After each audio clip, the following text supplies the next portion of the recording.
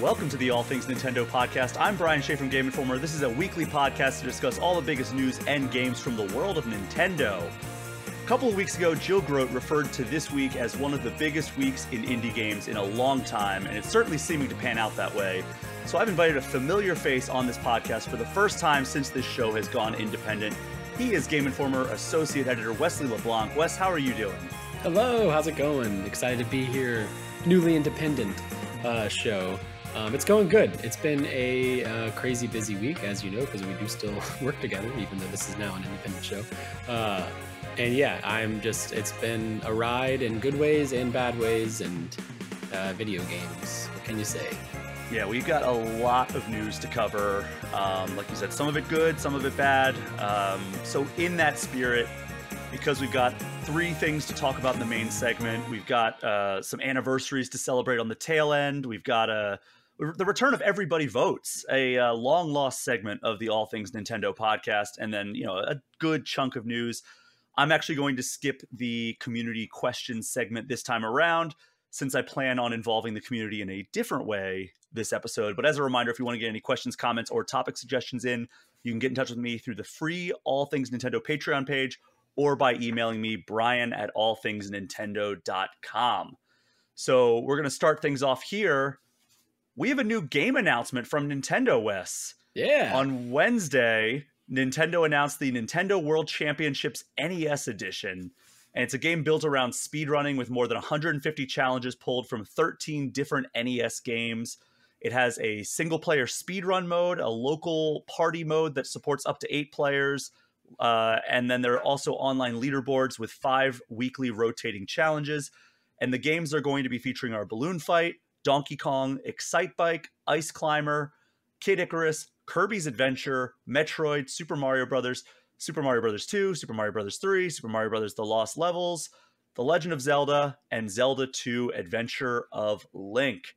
The game's $30 digitally, so if you just want to buy it on Switch, there you go. But there's also a physical deluxe set that includes a physical cartridge in its little, the case, 5 collectible pins, 13 art cards, one for each of the games included in the challenges, and a replica of that the illustrious gold-colored NES World Championship cartridge that they're very, very careful to say it is for display only. It is not like an actual working NES cartridge. And that deluxe set costs $60.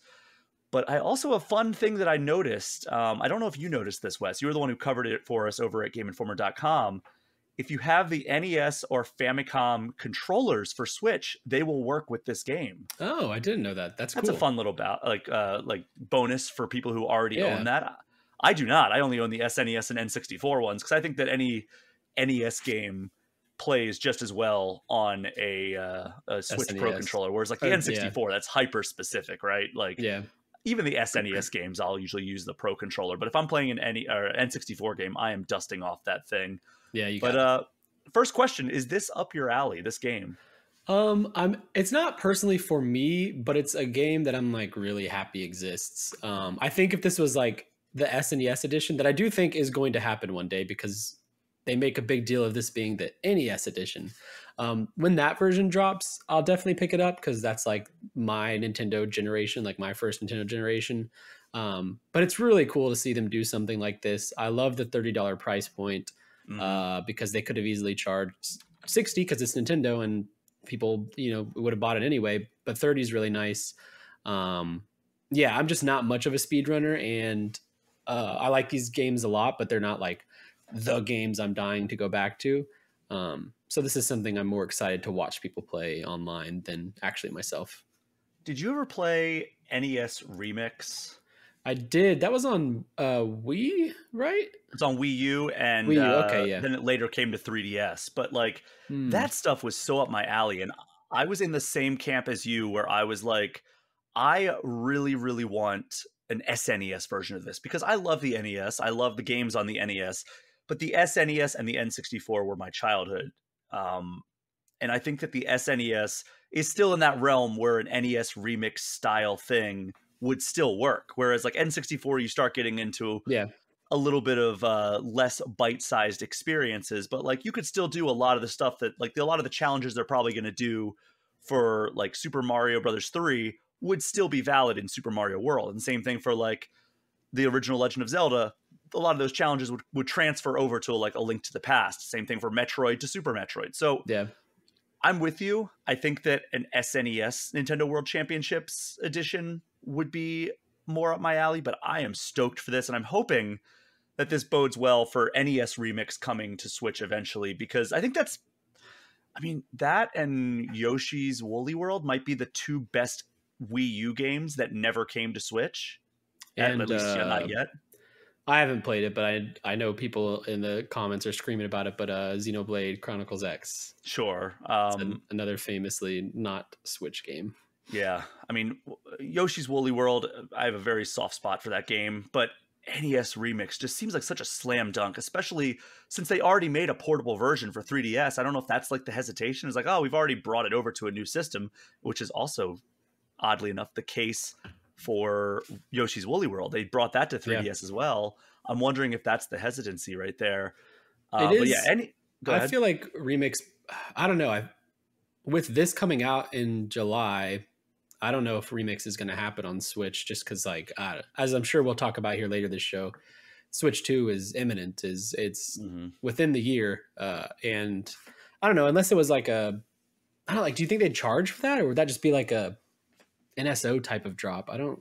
For NES Remix? Yeah, like, I mean, they could charge for it. It just I don't know. I think it'd feel weird after Championship Edition. I think that they would 100% charge for it. I mean, they charged for it on both Wii U and 3DS. Sure. And maybe they could put it out as like, oh, if you have the expansion pack, it's included in that. Like, have it. I don't know if that would be.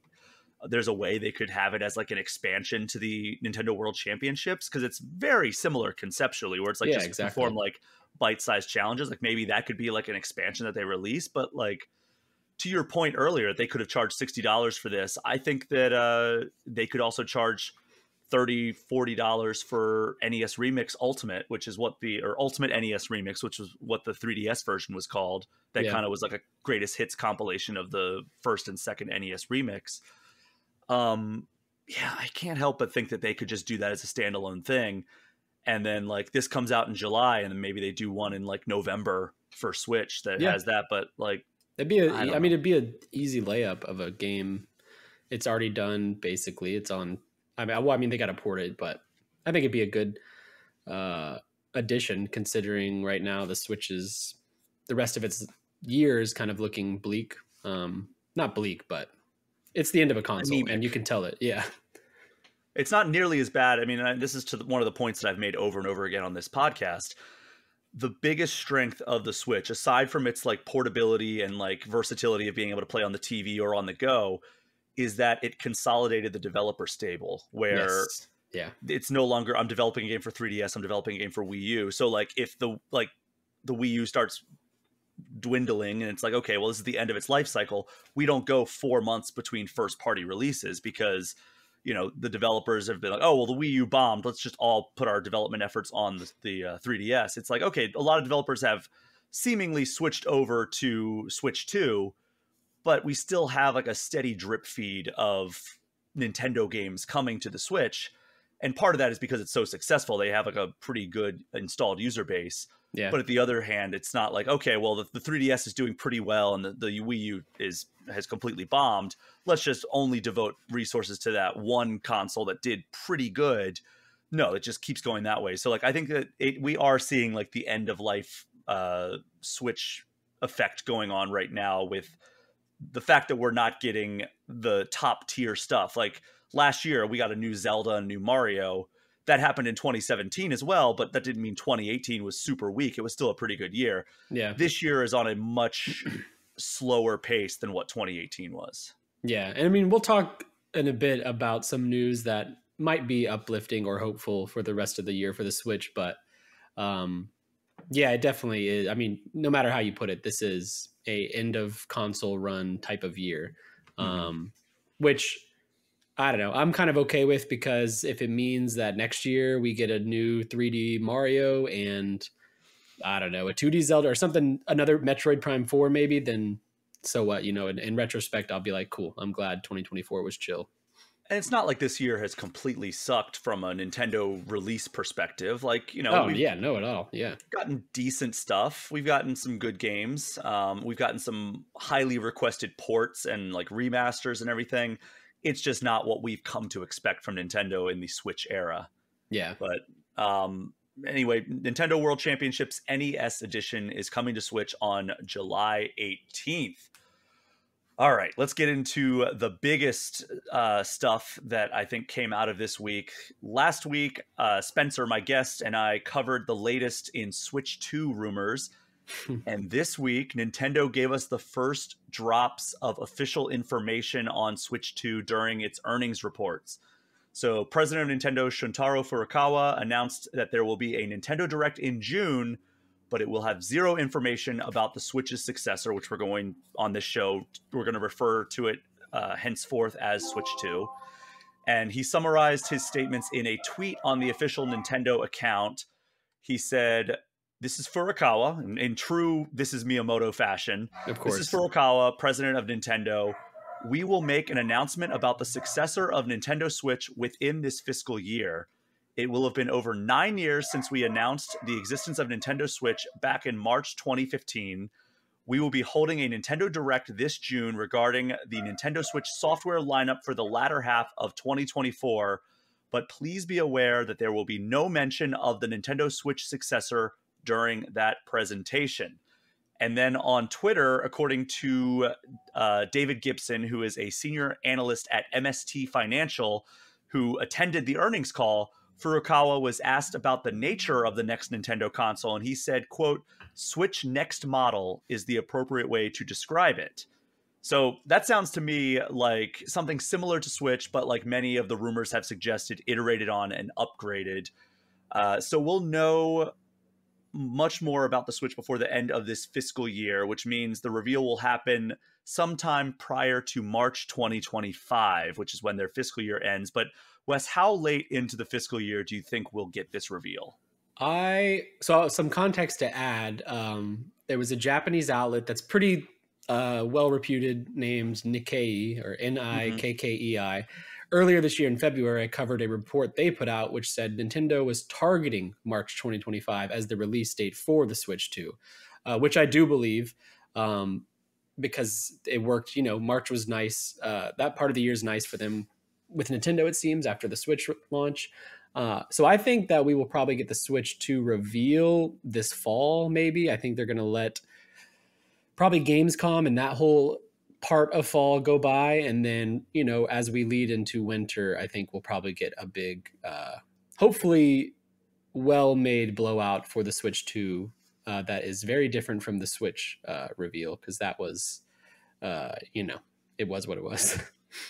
My favorite moment of that is when, because you're talking about the Japanese, on the couch and all that stuff. And I was talking about the live stream that they did, I think in January of 2017, where it was just kind of like a middle of the night in Japan, but it was like our time. It was kind of like later in the night for us or something. I don't know. It was like a weird time for either us or Japan. I can't remember which one, but like, I remember like it was just total darkness, because like they just were trotting out developers to be like, oh, we're working on a game for Switch. We're working on a game for Switch. And I remember like Suda51 just like from out of darkness, a spotlight just shined immediately on Suda51. He like let out a roar. He was like, ah! And he like commented, and this is all through a translator, that he commented like, oh, that was louder than I thought it was going to be. Did the translator do the roar? Were they? No, they let the roar speak for itself.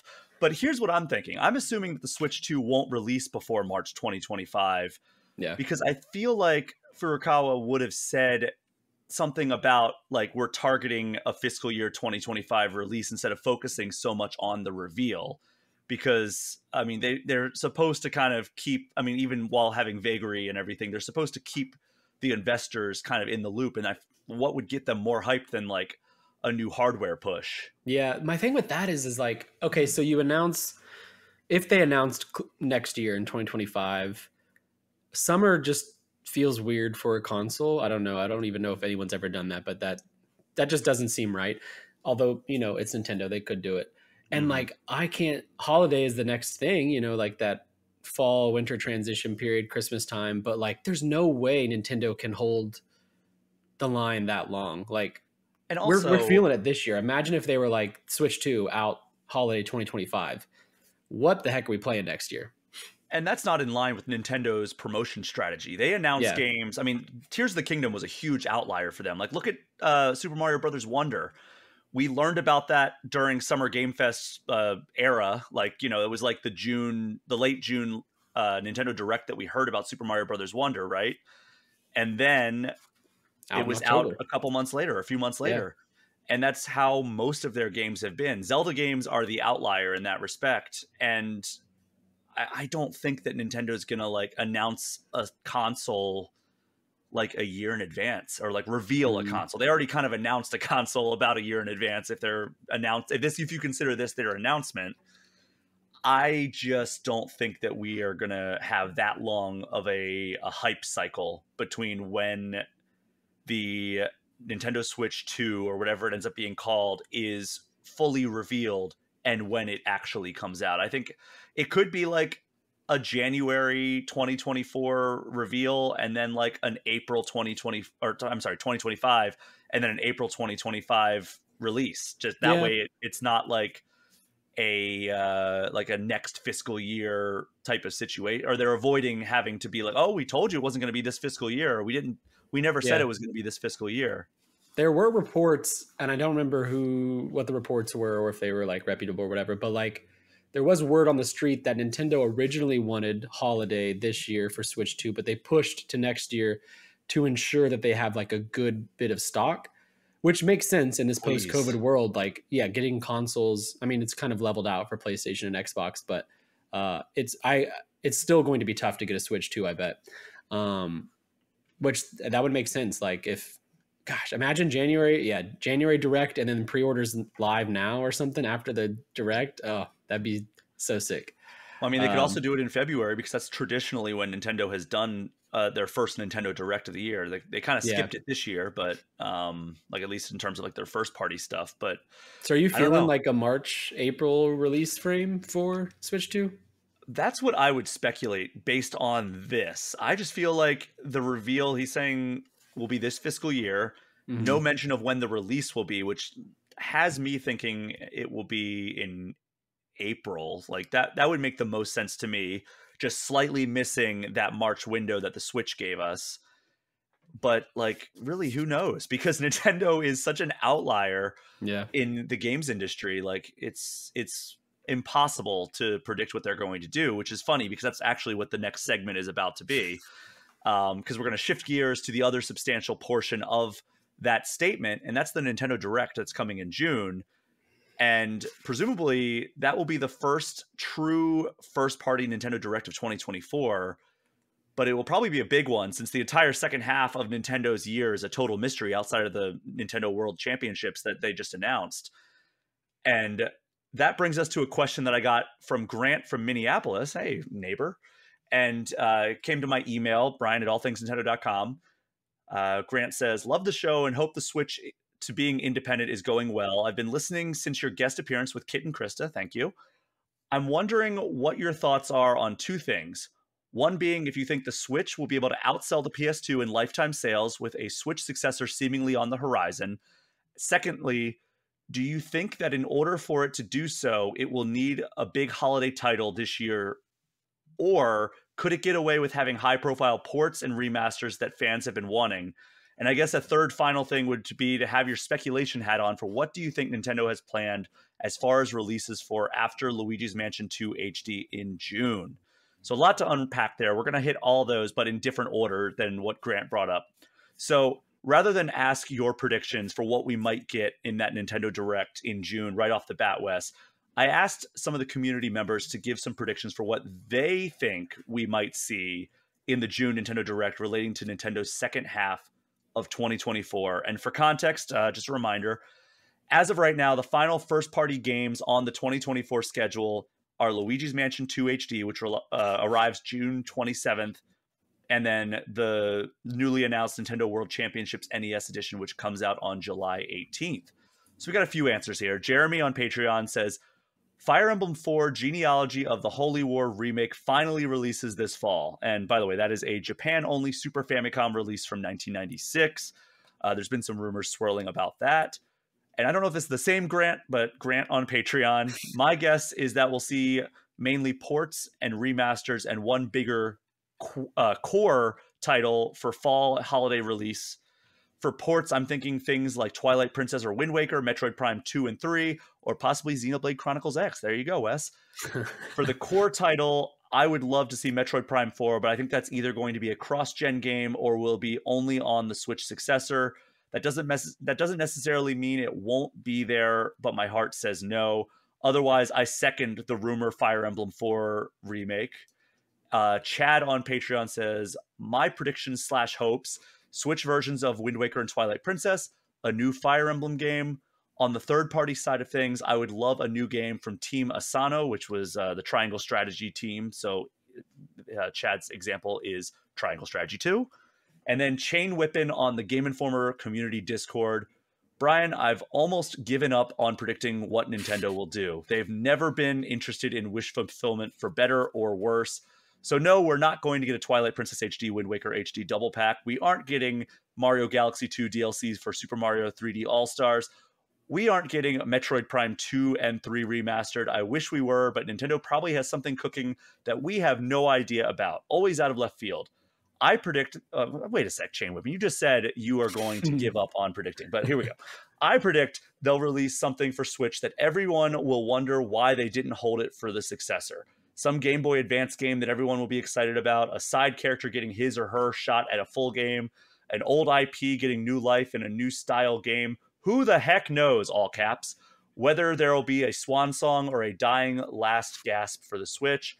And I think we'll get the first glimpse of the successor in October with an early March release. There we go. There's Chain Whippin's predictions, even though they said they were not predicting what Nintendo was going to do. But thank you to everybody who wrote in their predictions. What are your reactions to those predictions from the community, Wes? I think a lot of those sound like what I would expect the second half of this year. Yeah, I think remasters, ports, a remake of a Fire Emblem. I don't expect a big first party hitter because why would you release that right before the Switch 2 comes out? But I don't know. The thing with the Switch 2 is like backwards compatibility could be a huge game changer. If they released a big first party title this fall and it's like, for example, a 3D Mario, which I don't think it will be, but if it was, and then the Switch 2 comes out and they're like, hey, guess what? This Mario game runs at this FPS or it looks this much better on Switch 2. And if you already own it, you can upgrade for free on the Switch 2, whatever. Like, I think it'll be a pretty seamless transition. But yeah, I think the Fire Emblem remake, I don't know. That seems not likely.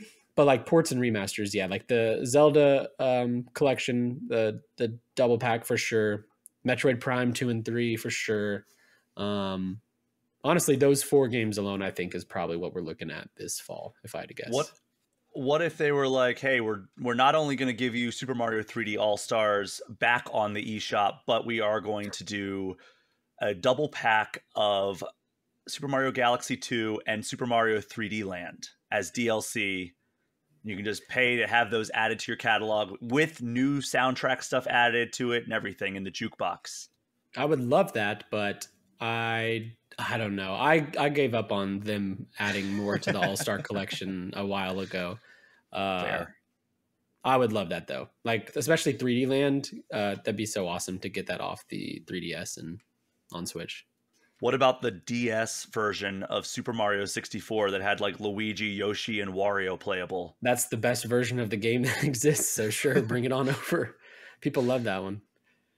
Yeah, I mean, maybe like Ocarina of Time remake that people have been speculating on is like the big holiday release. They need something like that if they want to beat PS2 numbers or even 3DS numbers, because ports and remasters and a Fire Emblem remake, that's not going to do it. Yeah.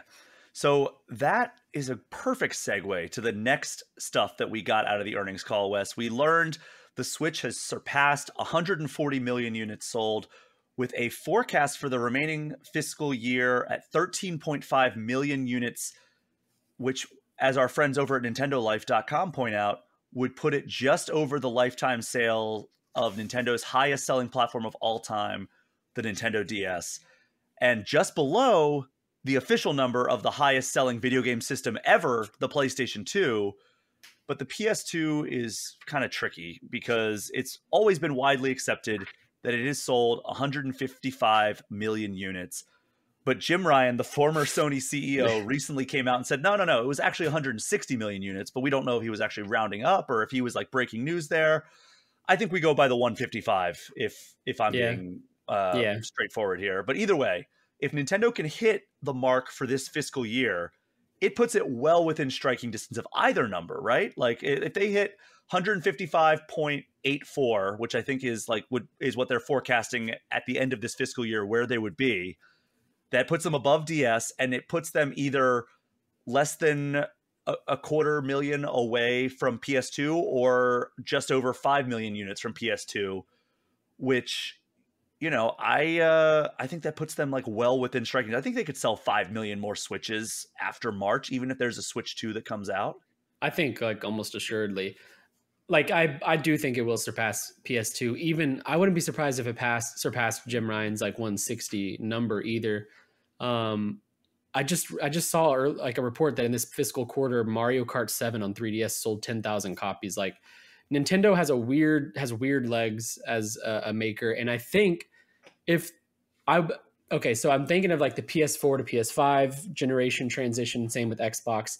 It was not like a clean cut at all. There was no real reason to upgrade day one. I mean, there were if you're like really in tune with the community, but it wasn't like you had to. And I don't think the Switch 2 is going to be the same. I think there will be a little bit of a transition period there, which would be smart given how big the Switch audience is. And I think that new 3D Mario game that is going to be on Switch 2's launch day will also be available on the Switch. And all it takes is like one or two of those big hits, like a Mario, like a maybe not Metroid Prime 4, but the new Mario Kart, something like that, to push it over that. Yeah, something like that. Anything like that. And this game pushes up to 160 with ease. I mean, they're already expecting it to be a 150, 153 155 in this fiscal year. Yeah, 5 million post Switch 2 launch I think that's like a sure bet. Now here's a bit of a as the Brits would say, a cheeky question. If Furukawa's statement of think of it as Switch next model holds true, does Nintendo try to pull we consider this a part of the Switch family and therefore stack the sales? Would we accept that? Because like, unless it's completely backward and forward compatible, I don't know that I would accept that. Yeah. But then again, I'm pretty sure that new Nintendo 3DS, which did have some exclusive games, is included in the lifetime sales of the 3DS family. But this feels like it would be a bigger leap than that, right? It would have to be. It would have to feel like the new Nintendo 3DS, which if that happens for the Switch successor, that's a huge L for Nintendo, because this should not feel like a new Nintendo 3DS. This should not feel like a Wii U to the Wii. This should be like, this needs to be the next generation of Switch. It just happens to fall in line with what the Switch is. I was talking on the Game Informer show this week. We were talking about this, and I think I love the Switch so much, and I think it was such a success for Nintendo that in the way that a PS whatever console and an Xbox console is just like a different looking box, but it does the same, and we know what it's going to be every generation. I want the Switch to just be the Nintendo console moving forward. I don't want them to try out a new gimmick or try like a new form factor or way to play, which they have succeeded at in different ways. That's why we have the Switch to begin with. I know. But like if they were like, you know what, Nintendo for the rest of our life, like we are the Nintendo Switch company, Nintendo Switch 1, 2, 3, 4, 5, 6, I would be totally okay with that. I know that makes it tricky because it's a handheld and like how bulky and powerful can those get. But I love the form factor of the Switch so much. It's just unique enough from PlayStation and Xbox to like really stand on its own, even where it's lacking power. So yeah, if they want to group it into the Switch family of consoles, I would be a little nervous because that tells me they're not thinking too big for this successor. But Nintendo's never been particularly interested in, for at least 20 years now, 22, 23 years, in matching the power of its competitors. Like the GameCube was the last system that was like on par with the power of Xbox and PlayStation, you know? Yeah. And But even that, like, they didn't really utilize it in the same ways that Xbox was. Like Xbox was pushing, like, look at how like the high fidelity of the original Xbox games, and like, yeah. you know, now they're quaint, but like back then that was cutting edge. But in a perfect world for me, the Switch handheld is my less powerful Nintendo console. But when I plug it into the dock, that dock is maybe bigger and more powerful and turns it into the capability of whatever Sony and Xbox are doing at the time. And then, man, I don't know why you'd need it. Like, I mean, other than exclusives, you need any other console. Like, imagine having Nintendo games with their trademark awesome use of art instead of power, but then they also have all that power on the go. Like, it would just be a dream console, but Nintendo would have to charge $500 to $600, and they just don't do that anymore. That's just not Nintendo. You know what the biggest thing I want from a new Switch console is? I want an SSD. Yeah, same. Which is going to be tough, but like those, like in the time since the Switch 1 launched, the NVMe SSDs have come down in price, and they are super small. So you could fit that in a handheld device that's as thin as the Switch. Yeah, I guess we don't know. I have all the like rumored specs of the Switch. It's always like stuff I don't worry about, like flops and gigahertz. But I haven't seen, like, I've kind of assumed it would be an SSD, but now I guess I shouldn't assume that because, yeah, I don't know. But I mean, I will say in Nintendo first party games, at least, where I don't have a way to play it on a different console and compare, loading hasn't been too imperative that I remember. Yeah, even Tears of the Kingdom loads relatively fast. It hasn't been like too big of an issue, but yeah, I don't know. Like, but just today, Wes, when we were talking among the Game Informer staff, you were like, yeah, I started playing Hades on Switch, and I was like, I'm not dealing with these loading screens. I'm going to like, do you go to PS5 or something? I went, yeah, because I saw the PS5 is instantaneous, and I was like, sure, of course. But no SSD now might be a smart choice for price and form factor, but if the Switch 2 lasts another 7 years, are we playing a hard drive console in 2032? Like, that seems wild to say. Maybe it's like a situation where it's a hard drive, but it has the space for an SSD. I mean, on PlayStation, they handed it to their audience to be like, if you want more, and Xbox, if you want more storage, like, you got to install it yourself. And it's pretty easy. I've done it. It was much easier than I thought. I don't know if Nintendo would necessarily follow in those steps, but it'd be really strange to be using a hard drive in the 2030s. Considering, like you said, I mean, an SSD when the Switch launched was probably hundreds, and I think you can get them for a lot cheaper now. Maybe like 100. Yeah, for sure. To Grant's earlier point, he mentioned like, does Nintendo need a major release this holiday in order to really boost up those sales, which is honestly why I think we are going to get at least one major release, because their forecast seems to indicate that they have some sort of tentpole thing that was going to drive sales. But what about this? What if Nintendo, if maybe they don't have a major tentpole release, but they opt to make this, like the Switch, the big holiday seller, and put it on like a deep discount? Just one, to get like inventory out, but two, grab that crown. Yeah. I mean, why not? Because who out there that doesn't have a Switch is probably going to buy it this holiday? I mean, if you're reading about a Switch 2 coming out soon, it's like, well, why don't I just wait a few months and see what that is? Now, if the Switch is $150, yeah, I go pick that up. That would actually make a lot of sense. Have they done anything like that before? All I know of Nintendo is that discount is not a part of their strategy. Like, they are very much typically. Yeah, like you get $5 off their game 6 years after it's come out. Yeah, I mean, they've done like cheaper versions of consoles. I don't think they're going to put out a cheaper version of the Switch. Yeah, I think that what they're going to it's the Switch Lite. Yeah, exactly. Like, it's not. Yeah. I don't think at this point they're going to put out another cheaper version of the Switch. It's like when the Wii was like getting near the end, and they put out with the Wii Mini. Yeah, and they had that really weird like tone deaf marketing where they're like, this is for your lake house, this is for your second house, and this is get the regular Switch for your main house. And it's just like, I love having two buying houses. the Wii's? Yeah. But either way, can't argue with the success of the Switch, so it would make sense that Nintendo would want to continue down that path. And then the final story out of the Nintendo earnings call, it is our favorite recurring segment that Nintendo hands us on a silver platter every 3 months. The top 10 selling Switch games of all time. Number 1, Mario Kart 8 Deluxe. Number 2, Animal Crossing New Horizons. Number 3, Super Smash Bros. Ultimate. Number 4, Breath of the Wild. 5, Mario Odyssey. 6, Pokemon Sword and Shield.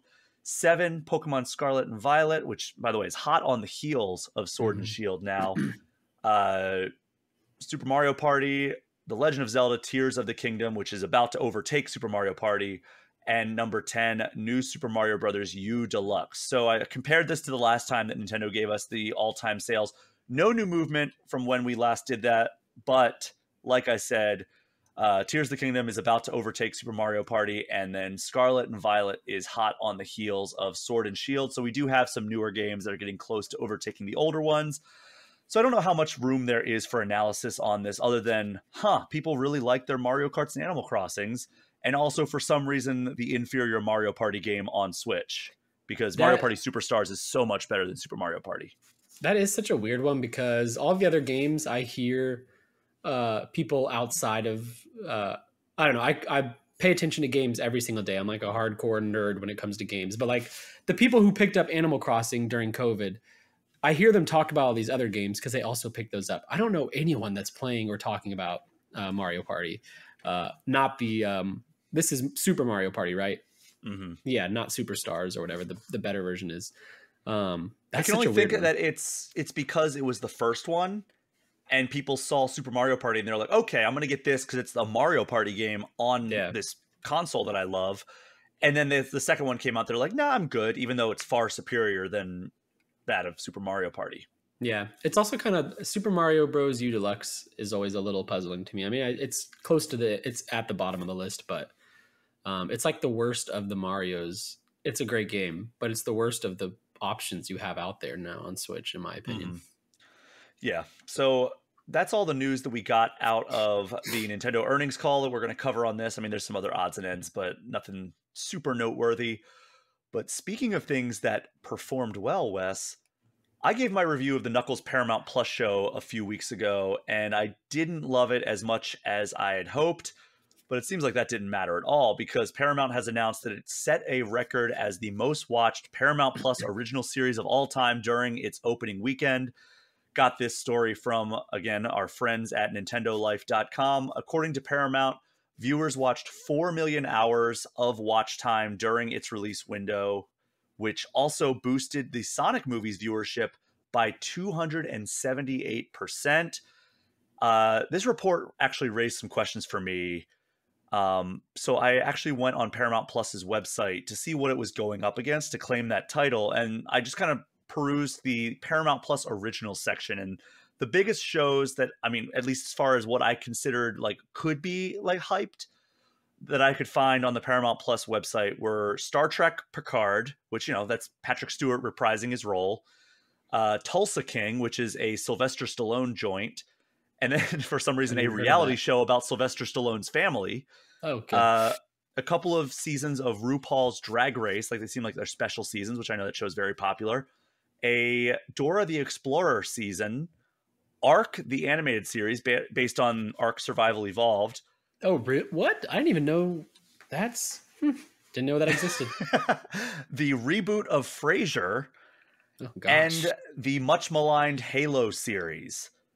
So there are some, I guess, like things that could have had like decent opening weekends. But the one thing that I think the Knuckles series really had going for it was that it released all of its episodes at once. Yeah. And I believe that many of the bigger shows on Paramount Plus go week by week. I know the Halo series definitely does. So that definitely helped hit opening weekend, like number of hours watched, because there were 6 episodes that people could watch all at once. And that's how I watched it. I binged it over the course of like a night and a half. Yeah, because they're 30-minute episodes, right? Yeah, they're very short. I think 23 to 32 minutes are like the windows there. And that's, not even counting credits. So they are very short episodes. But it did boost the Sonic movies on Paramount Plus, which is, you know, kind of to be expected, but by 278%, it's a pretty big leap up. So I ask you, is this indicative of the popularity of the Sonic universe, or are we just doing a little bit of funny math with the numbers here? No, I think it's probably indicative of the Sonic universe. You know, it's a interesting fan base. There's a lot of games that hit and a lot of them that don't in that series, but like Sonic fans more than most game series fans love Sonic. Like they're up there with the Kingdom Hearts, the Pokemons. Like if you like Sonic, you love Sonic, and I think they were going to watch that show, reviews aside. Mm-hmm. Like and also like who's the Knuckles show is for Sonic fans and people that have seen the movie. So like if you're already invested in that universe, a bad review probably isn't going to sway you from watching it. Whereas like Halo, it's a new show, it's a new series. Oh, it stinks. Then I'm not going to waste my time. But Knuckles is like the bridge between the very good Sonic the Hedgehog 2 movie and presumably the very good Sonic the Hedgehog 3 movie with Shadow. Like, yeah, you watch it because it's God, I can't it's wait. what's next. I know. I saw a theory today on Twitter about how people think Amy's going to show up in this third one too, and I'm like, this is cool. It was a very cool theory.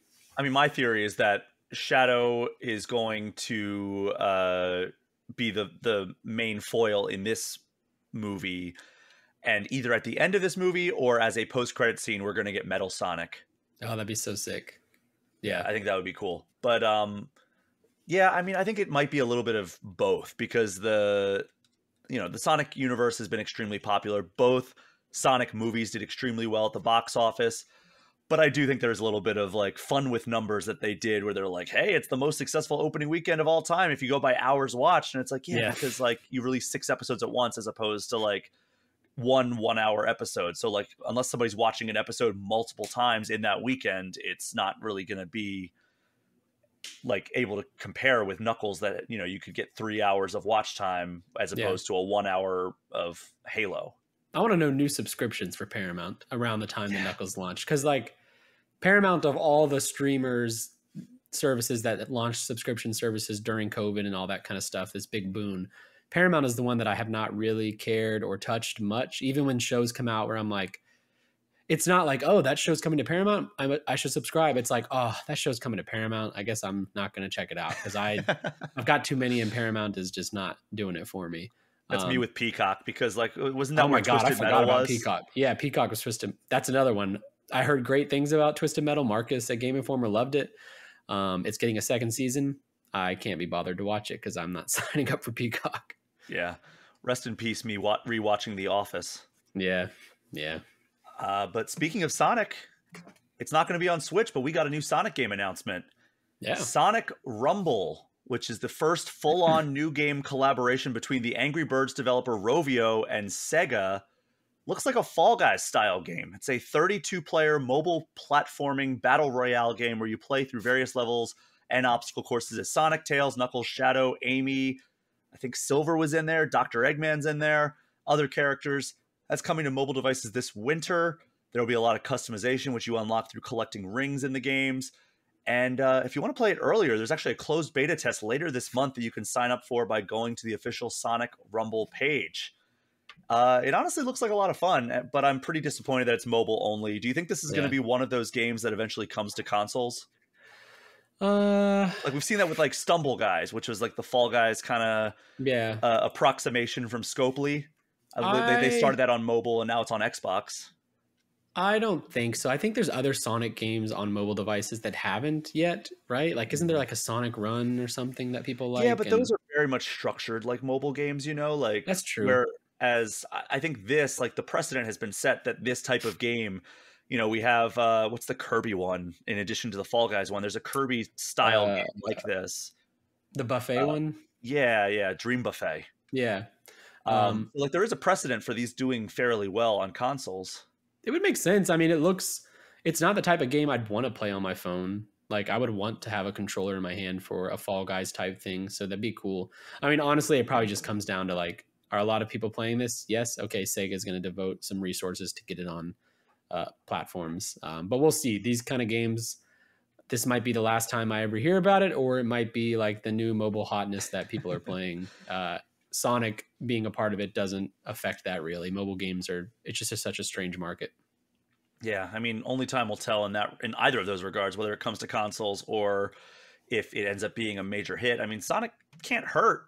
He's kind of on fire ever since the first Sonic movie. Like, even talking to Takashi Iizuka, he's like, yeah, ever since like the Sonic movie came out, like it's been like full speed ahead. No pun intended, but like it's been like firing on all cylinders to like get new stuff out. That's why you've seen so many games carried forward. Like, you know, we got Sonic Colors Ultimate and like Sonic Origins and everything like that. That were Sonic, like just what's the one coming out this year? Sonic Cross Shadow Generations or Shadow Cross. I can't ever think of remember which game it is which name comes first. But yeah, that Sonic Rumble comes to mobile devices this winter. All right, Wes, we got a heavier topic to talk about to close out this. I hate to end the news segment on a major bummer note, and I'm sure some listeners are tired of hearing about it, but we had some more layoffs in the games industry. Xbox has announced that it is closing 4 studios under the Bethesda umbrella. Alpha Dog Games, which put out the mobile game Mighty Doom last year, now closed. Roundhouse Games is being absorbed into ZeniMax Online Studios to work on Elder Scrolls Online, which from what I understand, Roundhouse Games was primarily a support studio anyway. Mm-hmm. I don't know how that affects the people that were working there, but it is now apparently going to be a part of ZeniMax Online Studios. Arcane Austin, which put out Redfall last year, also put out the pretty well-liked Prey a few years back, is also now closed. And perhaps the most baffling of all, Tango Gameworks, that put out Hi-Fi Rush, which is one of the biggest surprise hits of 2023, was just brought to PlayStation in March, has been rumored to come to Switch later on, is now closed. And the Game Awards winner. Yeah, Game Awards winner. Design. Game Informer winner. It won Best Xbox exclusive last year. And oddly enough, that game's synopsis reads as follows. Rebel against an evil tech megacorp as wannabe rockstar Chai and his ragtag crew using the power of raucous rhythm combat. So, also according to Bloomberg's Jason Schreier, it seems as though Xbox may be planning further cuts. And then during a town hall meeting after these cuts were announced, head of Xbox Game Studios Matt Booty reportedly said the reason that the studios had been cut were that they were spread too thin and there weren't enough leaders to keep up with the studios, which sounds like just flat out mismanagement and poor planning more than anything. Booty also reportedly said, he also reportedly said that the performance of Redfall was not connected to the shutdown. And then Schreier went on to report that the Activision Blizzard acquisition has led to increased scrutiny on the Xbox division from leaders at Microsoft.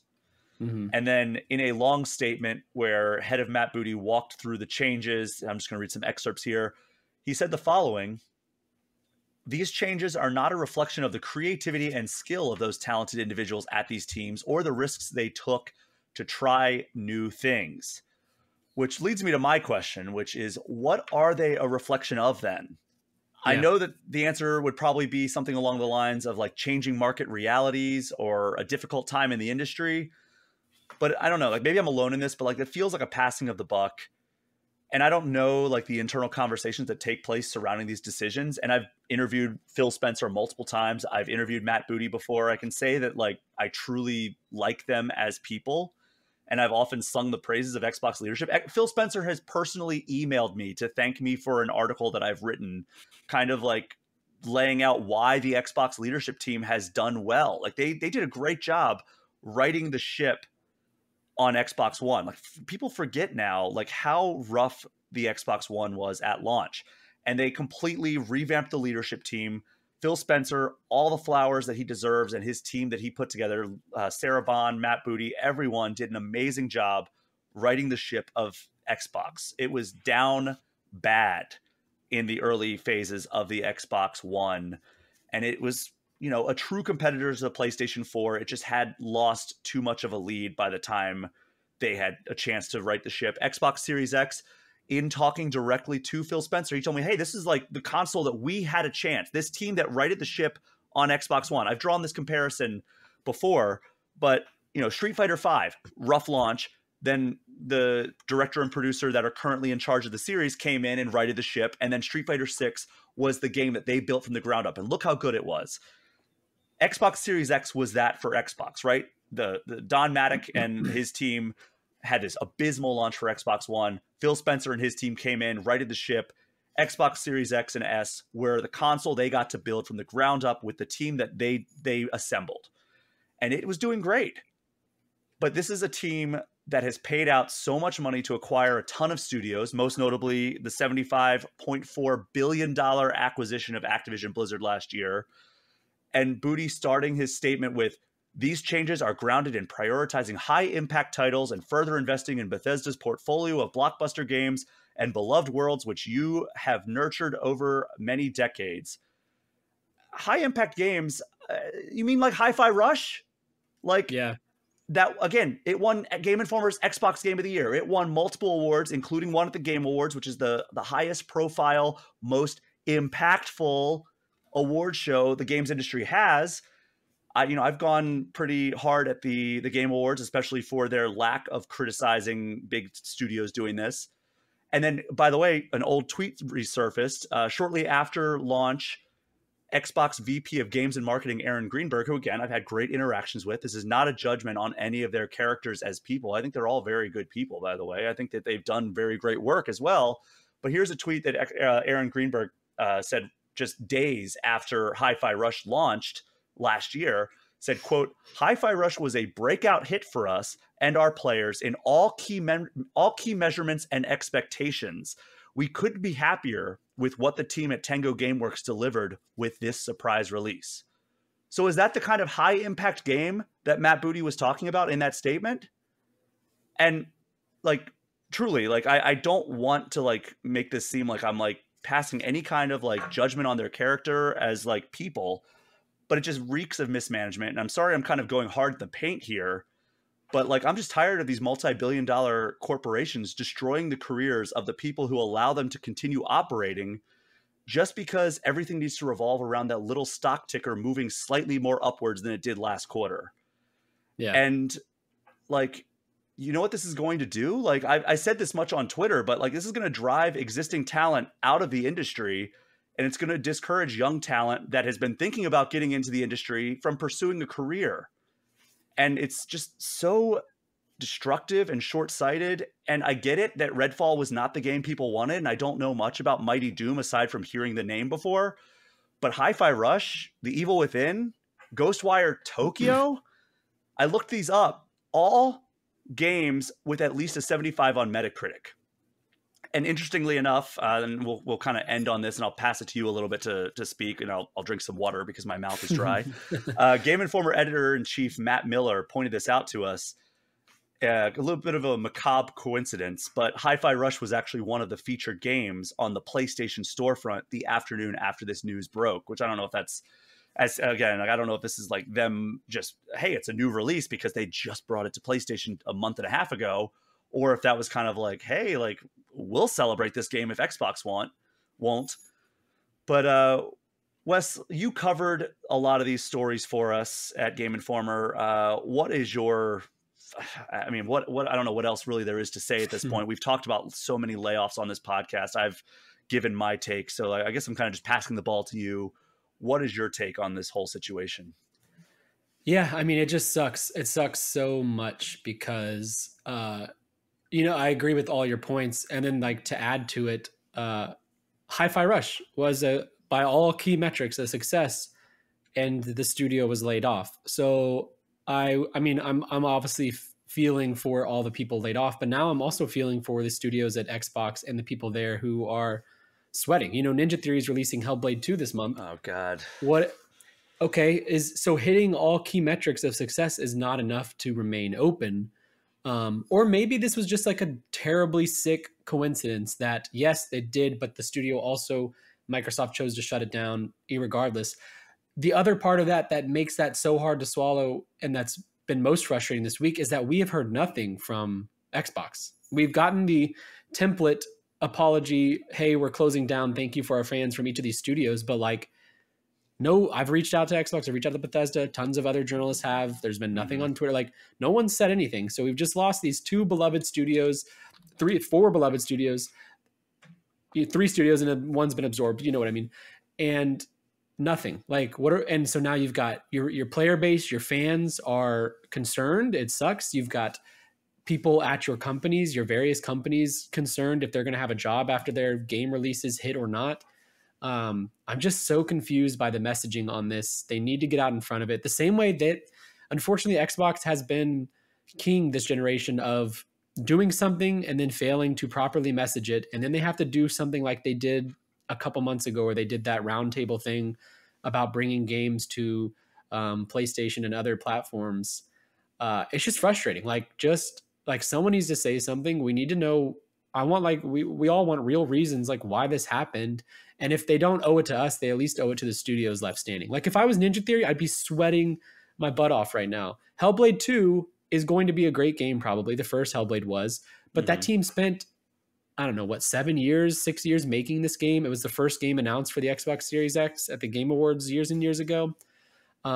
It's going to be great, I think. I don't think it's going to sell millions and millions. It's not that type of game. And also it's on Game Pass. Exactly. So just like Hi-Fi Rush. In talking to industry insiders, they've told me that whenever a game launches on Game Pass, it severely undercuts their sales numbers. And like from everything that I've read, Xbox is reportedly not satisfied with the Game Pass numbers that they've been getting, and the growth in particular has been underwhelming for them. So it's like, all right, you're going to put all your first party stuff on Game Pass. Game Pass isn't doing the numbers that you want. So there's one key metric you're falling short of. And then if you look over the sales, you're like, oh, well, this game didn't sell well. It also didn't get like a bunch of people playing on Game Pass. It's like, all right, well, you can't have your cake and eat it too, right? Like it's and like you can't go back on Game Pass. That's their that is the Xbox strategy moving forward, presumably for the next decade, because I don't know how you turn back on this massive promise of what Xbox is. It's rough. I feel so much for these other Xbox studios. Activision Blizzard, they spent $70 billion to acquire, and then Activision Blizzard this year had 1,900 people laid off. And it's and I know it's not just Xbox. PlayStation has laid off studios. Everyone has. I feel like maybe Nintendo coincidentally is like the one team I haven't heard about layoffs. Well, I saw that they've actually increased their headcount from last year. Yeah. Actually, now that I think about it, I feel like a lot of companies in Japan have weathered this better. I think Capcom raised their base salary and is giving a lot of, so it's not just Microsoft that is hurting devs and hurting this industry with presumably short-sighted layoffs. It's all, this quarter, how can we make money go up? And we can do studio closures and layoffs. Okay, but now the next quarter and the 10 quarters after that, who's making your games? Where is your experience? Like it's so what BioWare laid off so much of their leadership within that studio, which it's just like you lose all these key developers, these people who, if I'm 50 or 55 and I get laid off from my developer dream job, I might just call it. I'm close enough to retiring that, you know what, I can't keep doing it. And then if you're a young person and you're seeing all this happen, the only positive is for the shareholders. And I don't care about that positive as a person with a heart and a consumer of products. I don't care if the shareholders are happy.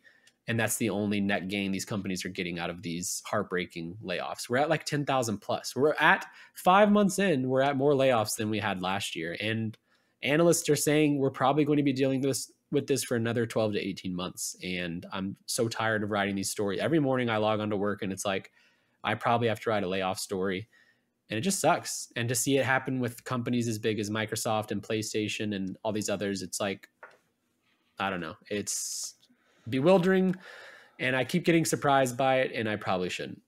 And by the way, to add a little bit insult to injury here, according to Jason Schreier's report on Bloomberg, Tango Gameworks was in the process of pitching a Hi-Fi Rush sequel, which makes it even more painful when you think about how good Hi-Fi Rush was. And but circling this back to the Nintendo topic, we've been talking about Hi-Fi Rush would be a perfect Switch or Switch 2 release, but unless they hand off porting duties to another company, it seems highly unlikely, right?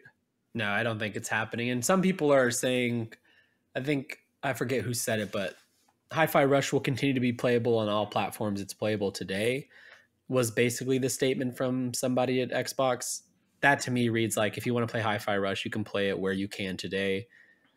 We're not going to be bringing it to Switch. I mean, Redfall's not getting the planned content. I wrote That a people story. paid for. Yeah, that people paid for. I wrote a story today. IGN spoke to people within Arcane Austin or with knowledge of the situation, and like they were going to drop a big update this month that made Redfall playable offline, and they were going to add the Hero Pass stuff this Halloween, and none of that's happening now. Yeah. Like it seems like these studios are closed, doors are shut, like no one is working on these games anymore. I don't think Hi-Fi Rush is being ported. And not to harp on, but the Tango Gameworks thing sucks a lot too. Blake Hester, former editor here at Game Informer, has done a lot of really good reporting and features on that studio. And I learned through his work that like Tango and Shinji Mikami kind of like that studio was set up to bring and usher in a new generation of developers. Like Shinji Mikami, an industry legend, set the studio up with the intention to highlight newcomer developers and give them the opportunity to lead, which is how you have John Johannes, I believe, the Hi-Fi Rush director, in a director position, doing stuff like that. And I think it just especially sucks to lose a studio like Tango, where it is set up to help foster in the new generation of developers. We're laying off our experienced developers. We're laying off our industry veterans. We're laying off newcomers. Like, who is going to make these games?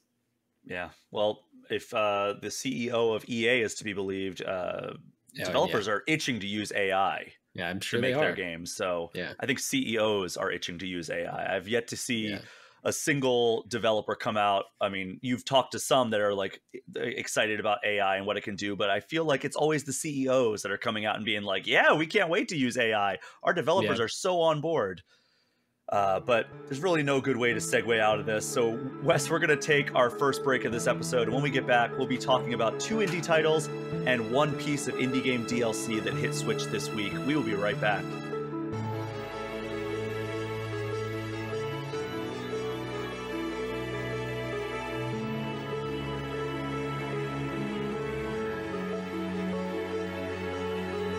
Like I said in the intro of today's show, this week brought a real avalanche of indie titles, several of which came to Switch. Thankfully, Wes has played one of them, and I've checked out the other 2. So Wes, we'll start with yours. You actually reviewed this game for Game Informer, Little Kitty Big City. Tell us kind of like what this game is all about. Yeah, so Little Kitty Big City, as the name implies, is about a cat lost in a big city.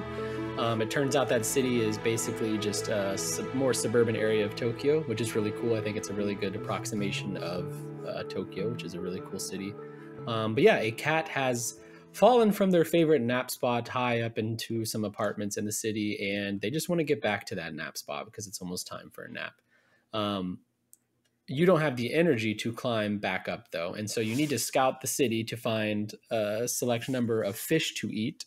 And each fish you eat gives you a new paw of energy in a very Breath of the Wild climbing mechanic way. And so it kind of, I don't want to say Metroidvania, but it's the easiest way to like describe how the climbing works, because you're kind of on the ground floor when you first begin, because you've only got 1 paw of energy. You find a fish. Now you've got 2 paws of energy. So you can start to climb a bit more, and you will not unlock, but you can reach more parts of the city. So you're kind of doing this like vertical scaling of this area as you explore to find more on your journey. What's most impressive about this game, I think, is that it's not just a cute cat game, which it very well could have been. We all love cats. I love cats. It could have just been, I control a cat, I do one small little thing, and then boom, it's done. 10 out of 10. I love cats. It's actually a pretty good puzzly adventure type game. Controlling the cat feels mostly great. You use like the triggers to swipe. You can like sprint, which they call the zoomies. Very nice touch. Lots of good cat owner touches in here. If you have a cat, this is a must-play game for that reason. Your emotes are things like big stretch or scary face. You talk to different characters and you get like little quests from them. Every quest in the game is basically a fetch quest, which I usually bemoan, but they're like 10 minutes long to complete. A crow wants you to get some shiny things. You go find some shiny things. He gives you a fish. there's all kinds of different animal creatures to help in this game, and it's always a delight talking to them because they have lots of humor and puns, and it's just a really cute game that really it makes you really feel like you're a cat, and it's doing more than just being cute, which I was worried that's what it would be. This is a fun city to explore. I really like the city itself. It has a lot of personality. You have to get like bagels out of human hands so that you can feed birds, so that you can trap them and pounce on them. And you just walk up to humans and you like swap their legs and they fall over, or you can like steal their phones from them. It has a lot of fun touches and heart in that way. And I think that's what I like most about it. It reminded me of my cat Bonnie, which is, if you know cats, they're adorable and they're cute, but they also think that they rule the world and they don't really care about you too much. Like cats love their, their families and their homes and their owners, but like to an extent, my cat definitely thinks she's better than me, and she probably is. And this game, Little Kitty Big City, kind of nails that vibe. It's also like 3 to 4 hours long. It's a great little afternoon jaunt of a game. I would say it's a must play for cat owners. And if you're looking for like a fun afternoon game, I think you pick it up as well. I played on Xbox and it ran perfectly pretty much. I don't know if that's the same for Switch. It doesn't seem like a super demanding game, so I bet it runs fine there. But yeah, it's just a delightful little game. It seemed like there was almost some Untitled Goose Game DNA in there. Is that fair to say? Yeah, we were talking about that in the morning meeting today, Game Informer, and Entitled Goose is a bit more callous or like mean spirited in a humorous way. Mm-hmm. Like that goose does suck. Like I don't like that goose. No one likes that goose. The cat here you will love. The cat is very cute and it's awesome. And even when you're knocking over people, it's still adorable and they still pet you afterward because it wasn't the cat's fault, of course. They tripped over you. So yeah, in a very Untitled Goose Game way, that's kind of how you're interacting with the world and exploring it. But instead of the more mean spirit of that game, it's more of a, we're a cute cat. All right. Well, I mean, and when they mentioned that it was like an approximation of Tokyo, I was sold. I know you and I share a love for Tokyo.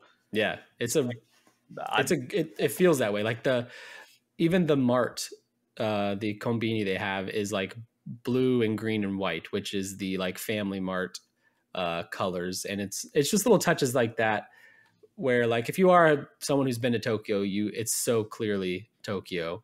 But they don't outright call it that. I love those little like back alleys in Tokyo where it's just like, yeah, let me go down here and see what it is. And it's mostly like residential, but then you'll find like every once in a while like a really amazing coffee shop. Yeah, or like that's a ramen joint with 4 seats. Alex and I found this amazing spot in Shinjuku that was like basically like smaller than like this little corner of my office. Like you can see I have like a fairly sizable basement, but like just like cutting off like here over, it was like a closet basically. There were like 2 tables set up and then there was like a bar, and there was just a dude chilling in the corner just like grooving to like music. They had like vinyl records everywhere, and like they made awesome. Such good coffee, and it was like all like decked out like old school like jazz and everything. And like you could just like when you ordered a drink, you could ask them like, oh, I want that, can you play that record or something like that, and they can do tight. That like if you wait around long enough. But like I've also heard of bars. Like I found a bar that I want to hit up next time I go to Tokyo, where it's like when you go, like you can actually ask for like a music request basically, and they'll play it. Like, I don't know. There's a lot of cool stuff in Tokyo. Yeah, I agree. We're just turning this into a love fest for Tokyo now. I'm down. I could talk all day about it. It is a great city. Before we move on from Little Kitty, Big City, Big Kitty, Little City, Big Kitty, Little City, very different game. Yeah. I do want to note, like, I gave it game. There's some kaiju stuff in this game. I gave it an 8 out of 10, which is a great score, Game Informer. It does have like some issues, but like nothing too glaring. I think, unfortunately, the climbing is not too great. It's kind of cumbersome and slow. That doesn't really play into your enjoyment too much until the end, which has like a big climb. And you kind of, I don't know. It's one of those moments where it's like the worst mechanic in the game is highlighted strongly, and you're like, oh, this kind of sucks. But it's, you know, it's a 3-minute segment in a 2-hour game. It's not like the end of the world. I could feel a little better. Like basically the game, it's an indie and you can tell they do a lot to make you feel like you're a cat and give you the abilities of a cat. But like climbing and some of the platforming it requires is not the greatest. But like, I don't know, that's not really what I was taking out of this game. Like that's a part of the game. But for me, it was about being a cat, interacting with the city. I ended up liking it more than Stray, which is like the other big cat game, which is surprising to me because I really like Stray's aesthetic and cyberpunk stuff. But I think Little Kitty Big City does a better job of being a cat game versus Stray. All right. Well, interesting. Like you said, you gave it an 8 out of 10. It's out now on Switch, Xbox, and PC. So if that sounds up your alley, definitely go check it out. And like Wes said, it's a pretty short playthrough. So it won't take up a ton of your time to get through either. Another game that we can talk about now, highly anticipated indie title called Animal Well. This is a game not last summer, but the summer before I played at Summer Game Fest. And it was one of my favorite games that I played there. And it's finally coming out now. And basically it's like a 2D, like lo-fi pixel art style, but like beautiful art style, Metroidvania, where you just play like this little kind of blob and you're going around in this what appears to be a well full of animals, so it's named appropriately, but like there's all these different challenges and everything, and you're just trying to like collect eggs basically. And I don't know, I mean, I only played for a couple hours, so I don't know what like the end game is, but like it just dumps you in, no words or anything. It just tells you like, basically it doesn't tell you anything, you just go explore basically. And like, yeah, in true Metroidvania fashion, you can find like items and that they'll allow you to progress. Like I came up and there was like, oh, I can't get to that ledge. So eventually, or like, first of all, I went into this room and there was like a ghost that came out of nowhere and it killed me. And I had to start back at the save point. And I'm like, okay, well, how do you do that? And what I found out is like, okay, well, you get firecrackers that you can find around the world. And if you throw the firecracker, not only does it light up the environment, let you see like stuff in a dark room, but it'll defeat that particular type of ghost. Like that ghost will go away because there's like a flash, like a flash of light. And then like, all right, well, there's a ledge I can't quite reach. So you go in another room and you find a bubble wand, and that lets you shoot out a bubble and you can platform off the bubble if you time it just right. So there's all these like fun, like you're building on it. There's also like you find a match, and that's just like a consumable item. But like you'll come up into like rooms that are really dark, but they'll have a candle and you can light the candle and it'll illuminate the room and it'll get rid of any ghosts that are in there.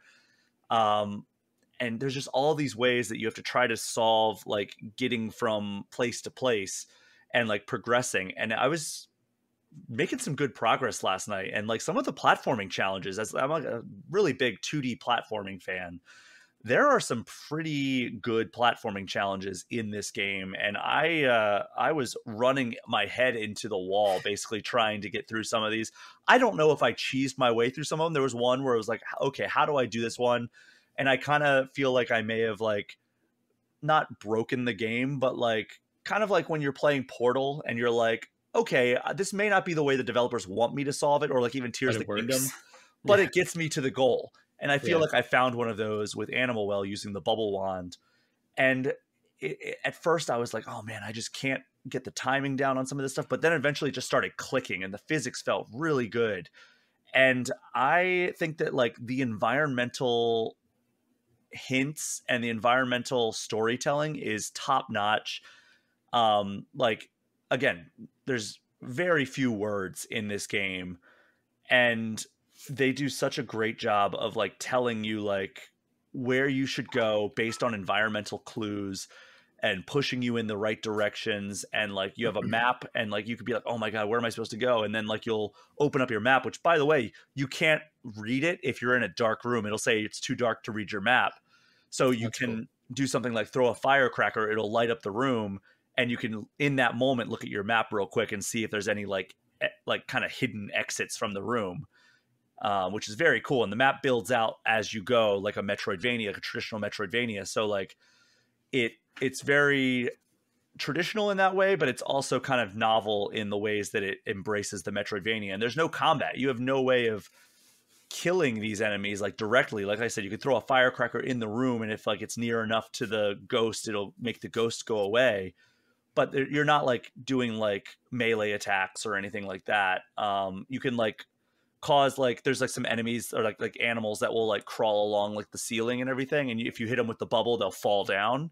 So there's like stuff like that, but like yeah, it's very minimal in terms of like encounters. But there are creatures that can hit you. Like there's a like I think they're like dogs that will run up and like grab you and like shake you around like a frisbee almost. Or there's mice that will come and like bite you. So like you have a hearts and everything, and you can eat fruit by like finding them in the environment, and that'll restore a heart. But yeah, I'm having a really great time with Animal Well. I think I'm playing it on PS5, similar to how you play Little Kitty Big City on Xbox. So I don't know how it performs on Switch, but I can't imagine this game is like any kind of powerhouse. Yeah. But yeah, I'm having a blast with this game. It's on track to be one of my favorite games of the year so far. Charlie Wacholtz is a freelancer. He reviewed it for Game Informer, and he gave it a 9 out of 10. So very high praise coming from him as well.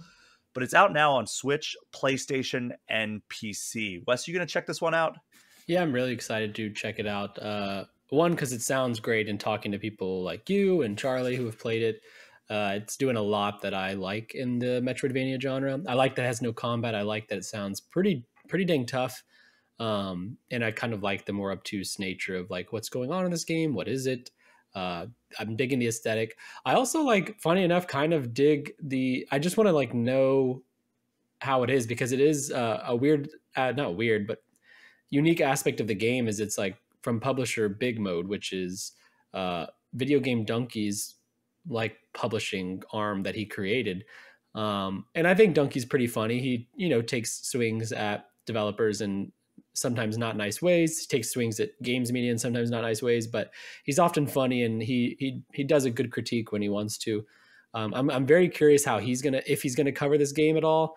But I also think, if this is the first game that he chose to publish under his new publishing arm, I don't think you just choose any game. And so I'm excited to see like what it was about this that such a high profile YouTuber chose as their first game for their publishing arm. And by all accounts, it sounds like he just recognized that it's a great game, because I haven't heard anybody say otherwise. Like this looks like a hit on a very busy indie May 10th day that we have here.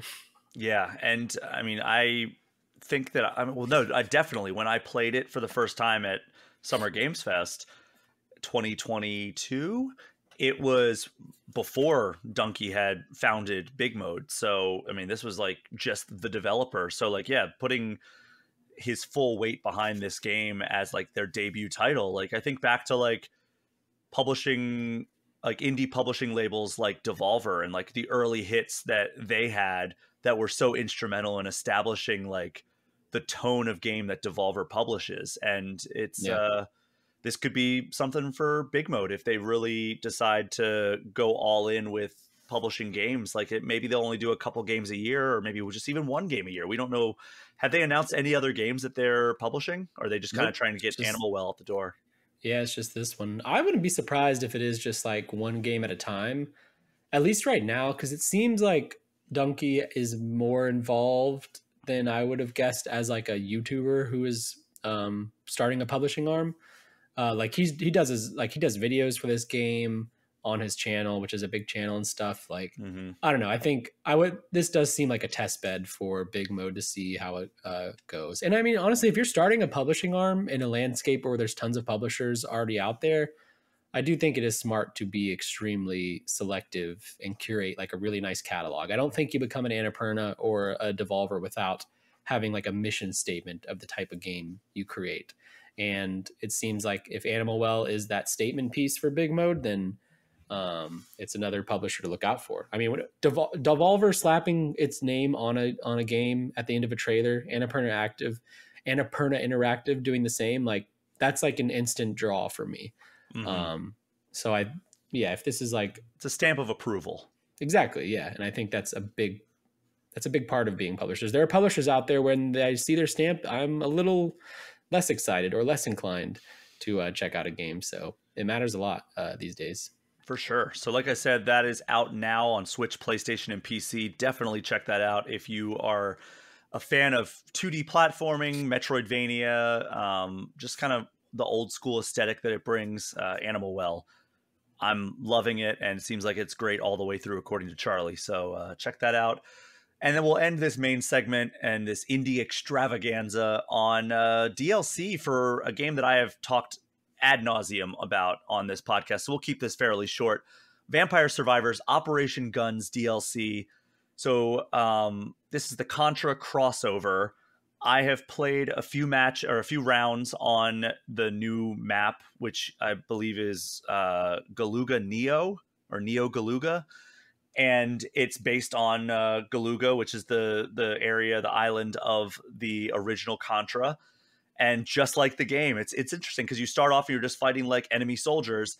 And then as you progress, it's like, oh, there's some aliens here now. Okay. And then like more and more recognizable bosses and everything. Like there's the metal alien from Contra and like some other like recognizable bosses like start showing up as like the main, like the kind of souped up enemies. And there was a moment that like I was like, what? I didn't know they were doing this. I got all the way to the end of the round on oh, by the way, well, before we do that, like, you know, there's like power-ups and weapons and everything that you get that are like related to Contra. I got like homing missiles, which were really good, and they were pretty powerful. So I got all the way to the end, and I collected like all the relics and everything that were all scattered around the map and all the power-ups. And I got like a message, like almost like a news bulletin along the bottom that said, I'm not going to spoil it, but it was like a strong presence has been detected in the Northeast. Attack it with aggression or something like that. And I was like, okay. And I went up there and there was a big exclamation point on the map. And it was like a traditional boss battle. And like, it was sick. really interesting. And it was like a different perspective too. So it wasn't even like a top down perspective really. So yeah, very cool stuff going on with Contra's or Vampire Survivors Contra crossover Operation Guns DLC, and it's only like $2.50. My code was provided by Ponkel, but like this was just for the sake of checking it out early. But like, yeah, I mean, I'm just constantly in awe of Vampire Survivors, and like it's funny because I don't feel like it's been that long since I fired up this game.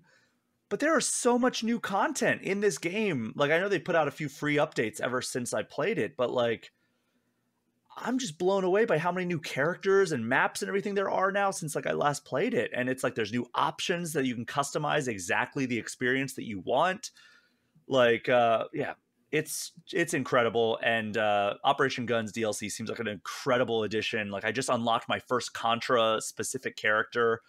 And it's one of like the original guys with he has like a machine gun as his thing. And like, in order to unlock the next guy, you have to fully evolve his machine gun. So you have to get further up. So yeah, it's just, you're unlocking new characters as you go. There's new music, there's new levels. Like it is, I can't believe they're getting away with charging like $2.50 or $3 for it. But for those unaware, with Vampire Survivors, it came out in 2022, and repeat All Things Nintendo guest Brian Vore, former Game Informer editor as well, he gave it a 9.75. And at first I was like, are you kidding me? Because I had not played it at that point. But that was what ultimately drove me to check it out.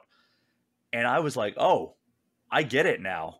Yeah. And, you know, as I mentioned last week, you can get Vampire Survivors and all of its DLC at full price for less than $15, including the Operation Guns DLC, which is out now on every platform. Wes, are you going to check this out?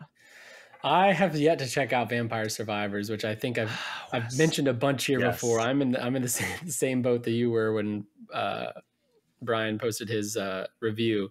I don't know. It's one of those backlog games that I'm going to get to. Just for some reason I haven't yet. I'm playing Hades right now, which is, you know, 3 years too late or whatever. And I'm loving it. And I know I'm going to do the same with Vampire Survivors one day. And I'm going to try to hit up all my friends and be like, yo, this game is awesome. And then no one's going to talk to me because they're going to be like, yeah, we know. We've been saying I'll always talk about it. That's true. Yeah, come on. When I finally play this game, I will be on All Things Nintendo and I will say it. So the thing is like, you have a Switch. you've flown to Asia 2 times this year alone. Yeah. It's the ultimate Yeah. plane game. You should drop the $15, get that and all the DLC, and you'll be golden for your flight to Japan or South Korea or wherever you go next. I know. I need to. It's on phones too, right? Yeah, but play it on with like a physical stick. Yeah, I mean, I've got I've got the backbone and like then other you're good there. apparatuses. Like phone, probably. I don't know. I just need to do it. I need to stop like playing around and just do it. I mean, you're playing Hades now, which is another time sink of a game, but you're playing it on PS5. You can.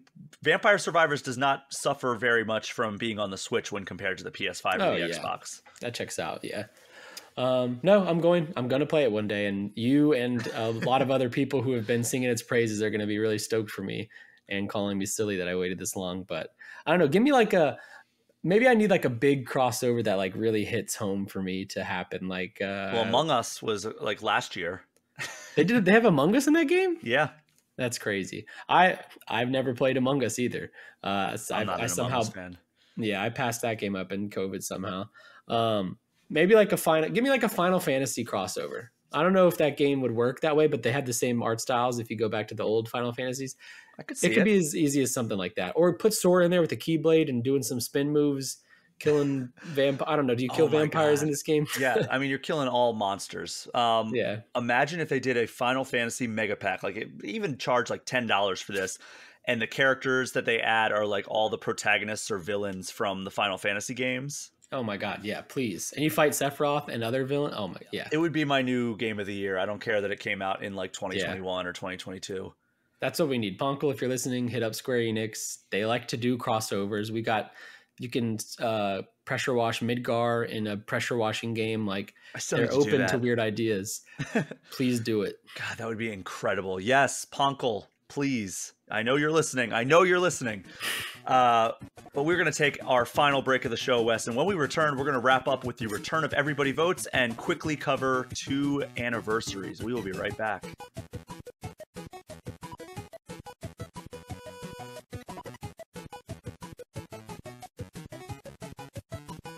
We are back, and it's time for Everybody Votes. If this is your first time hearing this segment, basically I put out a poll on social media, and then we go over the results. But before we go to the results, we give our own take. This week, since we spent some time speculating on the Switch 2 and the rest of Nintendo's 2024, I put out a question asking the following. Which Nintendo franchise do you think has the best chance to have a launch game for the next Nintendo console? So, Wes, you can give me your take on this. I put 4 franchises here because that's all that Twitter allows.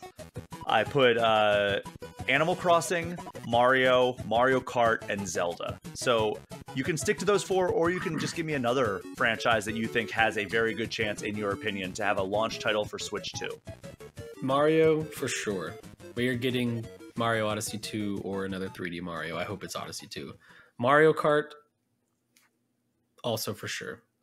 For launch? You think we're going to get both Mario and Mario Kart for launch? I think so, because I don't think we have a Zelda. I think the Switch really... Well, what about top-down Zelda? I don't know. I don't feel like it's time for a Zelda yet, especially if we get the combo pack this fall. If they were smart, they'd have Mario Kart ready to go this with the launch, because you're going to pick up 3D Mario and Mario Kart. And then what was the other option? Animal Crossing. Animal Crossing would also be smart. I don't think it's time. I think that will be like year 2. I think Zelda's the least likely. The only other thing I could think of, I mean, Metroid Prime 4 is a given. That feels like it must be a launch title. Otherwise, like, where the heck is that game? And I think probably like an Astral Chain sequel seems like a sure bet at launch for me. Maybe just specifically me, and maybe that's just something only I want, but that would get me to buy it. People would be excited about that. Yeah. What about? I think Mario's the sure bet there. I don't know if I floated this to you. You used to come on the show a lot more frequently when it was under the Game Informer umbrella. So you may have been on the podcast where I floated that I think Donkey Kong Country is a surefire, at least launch window title. I don't know if I was on the show or if I listened to it, but I have heard you say that. And that actually is really smart, because they're pushing Donkey Kong pretty hard. Like they're gearing up for Donkey Kong. We are getting Donkey Kong in Osaka, Japan's Universal. We're getting it here in Florida next year. Donkey Kong was a big part of the Mario movie, and he did not need to be a big part of that movie. Like that was a very deliberate choice to include Donkey Kong. I wouldn't be surprised if the next Mario Universe movie is Donkey Kong. And yeah, why not have a game ready to go? But who's making it? Retro is making Metroid Prime 4. I mean, could they have transitioned away from that? I know that they were doing like optimization as early as middle of last year. Yeah, that's true. I mean, what were they working on before they switched to Metroid Prime 4? Because remember, it was under development. What was it? It wasn't Team Ninja, was it? Who was it that they were? Was it Bandai Namco? Yeah. God, now it's going to drive me crazy. I'm going to look it up. I think I did this the last time we talked about Metroid Prime 4. I think Bandai Namco. Okay. Yeah, that's odd. Interesting. I mean, weren't there rumors weren't they working on like a Star Fox racing game or something? Well, Star Fox Grand Prix. So there was a developer that has since left Retro Studios that talked about how he pitched a Star Fox game where you were basically a mercenary. I mean, the Star Fox is mercenary anyway, but like where like there's like full mercenary like mechanics and everything. I talked about it on a past episode, so go check out that episode if you can find it. I'll try to figure out what episode it is. And so they did have a pitch for it, but it was turned down. I think because Nintendo was working on Star Fox Zero at that point. Which worked out really well. Yeah. So here's what the poll says. First was Mario with 57.5% of the vote. Second was Mario Kart with 25.8%. And remember, this is which franchise is most likely to get a game. Third was Zelda with 10.8%. And the ones that I think that are saying that are either thinking a top-down Zelda game or Ocarina of Time remake that has been rumored. And I got a very I'm starting to think you want this remake, Brian. I want this remake, yes. I just want Ocarina of Time, at least give me the 3DS version. And then fourth was Animal Crossing with just 5.9% of the vote. And I think I agree with this order personally. But Zelda might be higher up on the list for me, honestly. I might say Zelda is more likely than Mario Kart. Animal Crossing, all of them. No, that'd be pretty nuts. And I don't think it'd be smart. Animal Crossing seems like in the same way it was for Switch, although there was like the COVID effect.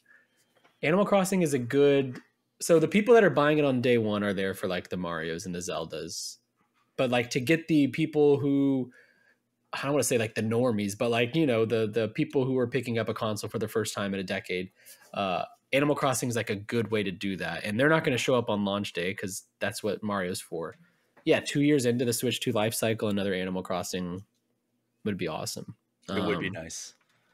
But who knows? I don't think they're going to do it. I think they're going to space these out a lot. Like, I mean, I would be shocked if they did both Mario and Mario Kart at launch, just because I feel like they could do what they did with Switch and be like, okay, we have a big game, which I think would be Mario at launch. And then when, like, after the hype for that game dies down in the summer, maybe release Mario Kart 9 or whatever they end up calling it. Yeah, but when did Odyssey come out again? Odyssey came out in, I think, October 27th, 2017. October 28th, 2017, I believe, is the release date for that. Okay. So it really was just Breath of the Wild on launch day. And Snipper Clips. Don't forget Snipper Clips. Yeah. I love me some Snipper Clips. But yeah. And then summer, we got Mario Kart 8 Deluxe and Splatoon 2. And then later on in the year, we got Super Mario Odyssey as another one of the big releases. And I think we got Donkey Kong Country Tropical Freeze. It's a good year one that year, or maybe it was the next year that we got Donkey Kong Country Tropical Freeze. Yeah. But Wes, before we wrap up, we have 2 anniversaries that at least deserve to be mentioned here. Did you ever play Super Mario Brothers Deluxe? Not to be confused with New Super Mario Brothers U Deluxe. Super Mario Brothers Deluxe. I don't think so. What is this? So it came out 25 years ago today. It was a Game Boy Color remake of the original Super Mario Brothers that also included Super Mario Brothers The Lost Levels as an unlockable reward, which was at the time still a pretty rare thing. This version had tighter physics. It gave players 5 lives instead of 3 to start, had the ability to save at any point, had additional animations added in, had a few new modes. There was a challenge mode. There was You versus Boo, where you race against a Boo through levels. and there was versus mode where you could race against another player using a link cable. So basically, it was like the main selling point was like, this is like an upgraded version of the original Super Mario Brothers from NES, but you can take it on the go with you on the Game Boy Color, which was pretty novel back then. We're spoiled in 2024 with the Switch and being able to carry like basically more games than we owned on NES and SNES on our Switch at any time. But like having it on Game Boy Color was a huge deal for a lot of people because, oh my God, this is the game that really started it all. Now I can just have it wherever I go. So you say all these things, and it wasn't really clicking with me if I had that, but I looked it up and I recognized the cartridge so much that I must have had it. It's almost like a gross looking translucent cartridge. It's kind of like a grayish brown. Mm-hmm. I know for a fact I had that cartridge. I don't know how much of it I played, but like I can like see that cartridge in my hand. That's crazy. 25 years. So what, 1999? Yep. May 10th, 1999 for Game Boy Color, and then later came to the 3DS Virtual Console, but sadly it did not have versus mode because they didn't have link cables on the 3DS. Happy birthday. Mario. Happy birthday, Super Mario Brothers Deluxe. Again, not to be confused with New Super Mario Brothers U Deluxe, which came to Switch a few years back. Yes. And Wes, would you believe it? 5 years ago today, we were all seated in a theater for Detective Pikachu. Wow, that's painful. So it stars Ryan Reynolds, Justice Smith. It was pretty well liked, and it hit theaters on May 10th, 2019, took in $450.1 million, making it the highest grossing video game movie of all time, narrowly beating out Rampage and Warcraft, all the way up until last year when Super Mario Brothers movie smashed that record. You were about to share your memory of seeing Detective Pikachu? Yeah, I saw it in theaters. I really enjoyed it. I was sure there'd be a sequel within 5 years, and here we are 5 years later, and there's no sequel. We apparently do have a sequel on the way. It was announced actually before the first movie even hit theaters. They were so confident they announced a sequel, but the last we heard of it, as far as I know, was in 2023 when they said that there was a director and writer attached to it that I didn't recognize the names. I wonder if the Pokemon company is just looking around at where video game adaptations have changed so much in just the past 5 years. Oh, yeah. Where we were getting Rampage and Warcraft, where it's like connected to these games, but it's like a new story, Detective Pikachu. Now these companies are just out like, this is the Super Mario Bros. Movie. This is the Sonic the Hedgehog movie. This is The Last of Us. This is, I don't want to say Halo because that is not Halo, but like we're not. Halo Season 2 was better, to be fair. Yeah. They're not shying away from, I don't know. Like I wonder if the Pokemon, like make a Pokemon movie. I mean, I know we have the Pokemon movie, but a live action one. Yeah, a live action movie, maybe even starring Ash Ketchum. I don't know. God, how cool would that be? Yeah, like 5 years later, Detective Pikachu, I loved it. Now I don't know if that's what you move forward with in this new landscape of adaptation. I think you move forward with something that screams Pokemon. Yeah, give us some battles. Give us like the quest to be the very best, like no one ever was. Like, give us that movie. Give me like okay, Michael B. Jordan, director. Give me like a Creed 2 type movie, but it's with like a Pikachu and Ash Ketchum. That's the kind of movie I want out of Pokemon. Like hype. God. It's about the fights. It's got a good score. Bring Sarah Natacheni back to voice Ash Ketchum. Honestly, do it. Shout out former All Things Nintendo guest. Yeah. Yeah, that's a great movie. I didn't even realize they announced a sequel. I hope that I'm correct in that the sequel has not come out because they're trying to figure out how to just mainline Pokemon into the theaters. But hey, they just put out a Detective Pikachu game last year. So like they're not abandoning the brand by any stretch. But it's interesting to see that like that was the thing that they latched onto because like Detective Pikachu was like such a random thing. And they're like, hey, what if we got Ryan Reynolds to voice Pikachu? Yeah. And now Ryan Reynolds is also on a different level as well, like than he was back then. But also like, I feel like that story kind of wrapped up nicely. I don't know if we need Detective Pikachu back. But that's just my opinion. I really enjoyed Detective Pikachu back when I saw it. It was, at the time, probably my favorite video game adaptation, aside from maybe Mortal Kombat at that point, like the original Mortal Kombat movie. It translated Pokemon to live action really well, in my opinion. Yeah. Like I really enjoyed seeing it, and I liked that some of it was like off-putting. Like I'm seeing, what was it, Mr. Mime? Yeah, Lickitung. Like I'm like, okay, yeah, that's pretty weird, but I like that. I like that they. That's what they leaned would into be that. like in person, right? Like it would be like, yeah, Lickitung sucks. Like, well, get away from me, dude. Like, what I are you don't doing? want that anywhere near me. Yeah. But yeah, Wes, that's our episode of All Things Nintendo today. Thank you so much for joining me. Yeah, thanks for having me back. This is awesome. Welcome back. Yeah. Yeah. And thank you so much to everyone for listening. Do me a favor, if you haven't already, throw All Things Nintendo a 5-star review and hit that subscribe button. If you want to get any questions or comments in, get in touch with me at brian@allthingsnintendo.com. Hit me up on social media at Brian P. Shea, or leave a comment on the free All Things Nintendo Patreon page. We also have the Game Informer community Discord with the All Things Nintendo channel, which is a perk for subscribing to the Game Informer Twitch channel, even just for 1 month. Wes, where can people find you online? You can find me on Twitter at LeBlanc Wes. You can find me on Instagram at I am Wesley LeBlanc, and you can find me on all the other sites at just my name. And you can read my work on GameInformer.com. Go read my Little Kitty Big City review for more in-depth, my more in-depth thoughts on that game. That is our show for this week. Thank you again for listening. Take care. We'll see you next time.